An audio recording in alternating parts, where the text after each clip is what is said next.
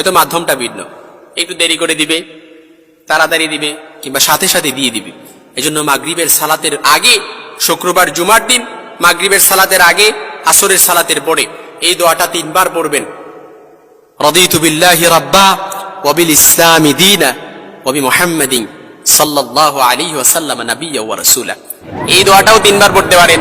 তবে আরেকটা আরো উত্তম একটা দোয়া, যেটা সবাই পারি আমরা, এখানে এরকম কেউ নাই যে শিখতে হবে নতুন করে, সেটা হচ্ছে ইস্তিগফার, আস্তাগফিরুল্লাহ আল্লাযী লা ইলাহা ইল্লা হুয়াল হাইয়ুল কাইয়্যুম ওয়া আতুবু ইলাইহি লা হাওলা ওয়ালা কুওয়াতা ইল্লা বিল্লাহিল আলিয়্যিল আযীম।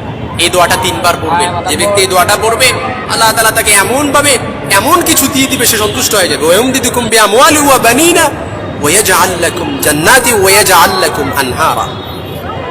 আল্লাহ তাআলা তাকে এমন সম্পদে বারাকা দিবেন, এমন সন্তান সন্ততিতে বারাকা দিবেন, সে কল্পনা